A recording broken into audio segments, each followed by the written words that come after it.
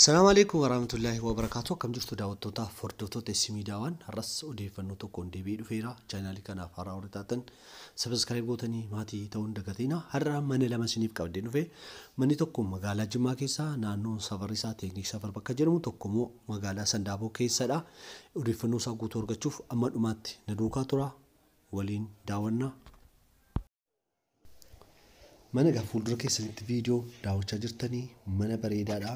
Bal'inni lafasaa kaarii 250 bishaan galeeraa fi ifaan galeeraa fi manni kuni seera qabeessa ta'e kaartaa eeggachaa jira. Waraqaa seera qabeessaa fudhatee kaartaa eeggachaa jira. Bishaan galeeraa fi ifaan galeeraa fi bal'inni isaa kaarii 250 yogguu ta'u, manni isaa akkuma ilaaltanii mukarraa ijaaramee shakilaadhaan kaabamee ashawaa garfameera.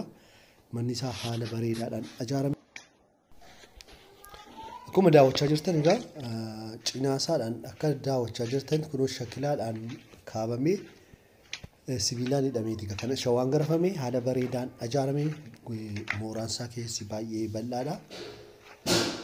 Kuni dudduuba isaarraan gaafa ilaaltanii kana fakkaata. Mana isaa keessa seenii waliin ilaallaa amma dhumaatti wajjin tura. Keessi mana isaatii kana fakkaata. Lafi isaa liishoodha, baay'ee bareedaadha. Dhiqannaa mana dhiqannaa keessaa qaba, kichiniillee keessaa qaba, bakka ciisichaas qaba, saalonii qaba. Walumaa galatti egaa manni kun kana fakkaata. Manni kun kan argamu magaalaa Jimmaa, safarri addaa isaa teekniik safar jedhutti argama. Gatiin isaa $1,350 jedhu. Mana kana kan barbaadan Duwwaa 9 Duwwaa 83 karaa toora WhatsAppii nu argattu. Kutaan kuni kutaa dhiqannaa isaadha. Akkuma sitti manni kun seera qabeessa ta'e kaartaa harkatti hin furanne garuu abbaan bituu yogguma bitu sana fudhachuu danda'a. Waraqaa hundumaa guuttatee qaba. Eeggadhu jedhameeraani.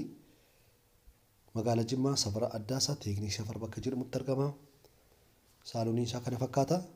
Horii bitachuu barbaadan egaa komentii jalqabaa jala lakkoofsi keenyas jira. Sanaan nu dubbisuu dandeessu. Odeeffannoo inni lammataa mana fuuldura keessatti daawwachaa jirtan kanadha. Manni kuni lafti bal'isaa kaaree 300 gatii ta'u seera qabeessaa kaartaan pilaanii qaba, bishaan qaba. Mooraa keessa seenee waliin daawwanna wajjin tura. Manni kun egaa bakka lamatti ijaaramee jira. Manni isin roozii yookiin piinkii ilaalaa jirtan kuni akka sarviiziitti inni kaaree 150 irratti ijaarame. Walumaa galatti kaaree 300dha. Lafti kuni seera qabeessaa kaartaa pilaanii qaba, bishaan galeeraa fi kana fakkaata bakki tokko. Inni kun immoo mana guddaa keessa isaadha. Kuni lafti isaa liishoo ta'eera akkuma ilaalaa jirtanii. Walumaa gala kaaree 300dha. Keessi mana isaa kana fakkaata. Haala bareedaan ijaaramee dhumeera jechaadha. Gatiin mana kanaa walumaa galatti kaareen 300 isaa qarshii 650 jedhu. Manni kun kan argamu Sandaaboo keessatti safarri addaa isaa yaam bakka jedhatti argama. Keessi manichaa kana fakkaata akka ilaalattanitti. Viidiyoon manichaa gabaabaadha. Manni isaa kun fuulduratti mana inni guddaa kana fakkaata. Atoo malee manni kun kaaree 300 atoo malee kaartaa lamadhaa 150 abbaan fedhii isaa qabaattan illee manni guddaa kana qofaatti qarshii 400 inni xiqqaa immoo 250 kan barbaadan filachuu dandeessu. Akkuma ilaalaa jirtan lafi isaa liishoodha. Barriin isaa hundumtuutti ta'eera. Haala bareedaan ijaarame.